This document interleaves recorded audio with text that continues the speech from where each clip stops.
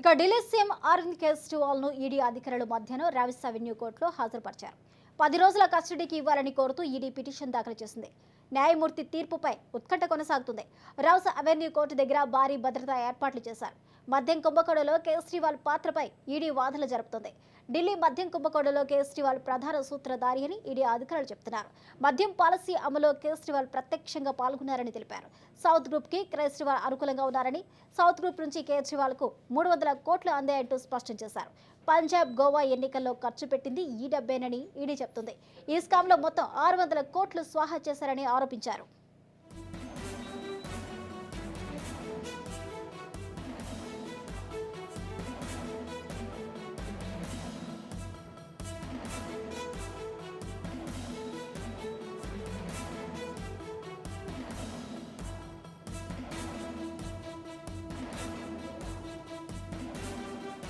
అయ్యయ్యో!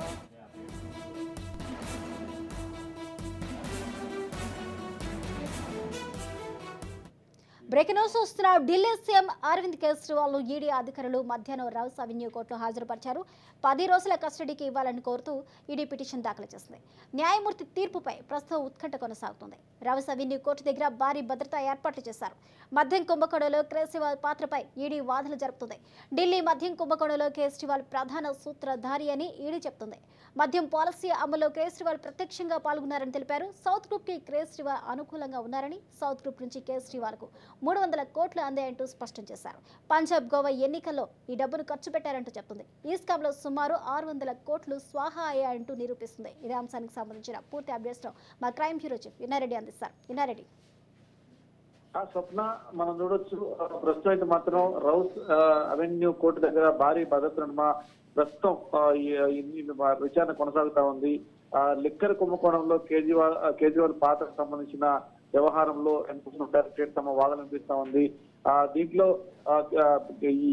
అంటే ఈ డ్రగ్ అంటే ఏమైతే మద్యం పాలసీ ఉందో ఈ మద్యం పాలసీకి సంబంధించి ఈయన చాలా కింగ్ పిన్ గా ఉన్నాడు. సౌత్ గ్రూప్ కు అండ్ కేజ్రీవాల్ కు అనుకూలంగా ఉండే నేపథ్యంలోనే ఈ కొత్త మద్యం పాలసీ తీసుకొచ్చారు అని చెప్పి కూడా ఈడిద్దరు అడ్డుకట్టిస్తున్న పరిస్థితి.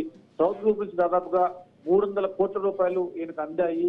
పంజాబ్, గోవా ఎన్నికల్లో కూడా ఈ డబ్బుల్ని ఖర్చు పెట్టారని చెప్పి కూడా ఎన్ఫోర్స్మెంట్ డైరెక్టర్ తమ వాదన వినిపిస్తా ఉంది. ప్రస్తుతం మాత్రం ఈ స్కామ్ లో మొత్తంగా 600 కోట్ల రూపాయల స్వాహా చేశారు అని చెప్పి తెలుస్తా ఉంది. మొత్తంగా 2200 కోట్ల రూపాయల స్కామ్ లో 600 కోట్ల రూపాయలు వీళ్ళే స్వాహా చేశారు.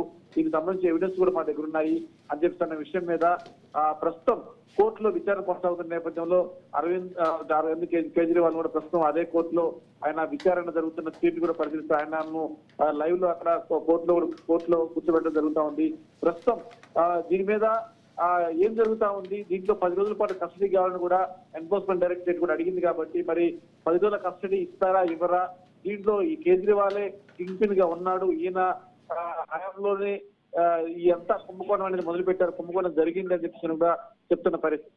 సో మొత్తం మీద మరి ఇప్పుడు కోర్టులో 10 రోజుల కస్టడీ విషయం మీద కావచ్చు, తర్వాత ఈ మద్యం పాలసీలో సౌత్ గ్రూప్ కు కేజ్రీవాల్ కు ఉన్న సంబంధాల మీద తమ వాదనలు కూడా నేపథ్యంలో మరి దీని మీద పూర్తి వాదనలు విన్న తర్వాత దీని మీద కోర్టు ఎలా నిర్ణయం తీసుకునే అవకాశం ఉంది, జ్యుడిషియల్ బెంచ్ తరలిస్తారా, ఈడీ కస్టడీకి ఇస్తారా, దాని మీద ఉత్కంఠ కొనసాగుతా ఉంది. ప్రస్తుతం మాత్రం కవిత కూడా ఈడీ విచారణకు హాజరవుతున్న నేపథ్యంలో కవితను అలాగనే ఇద్దరు కనిపించేందుకు కూడా ఎన్ఫోర్స్మెంట్ డైరెక్టర్ సిద్ధపడడం చేస్తా ఉంది. స్వప్న.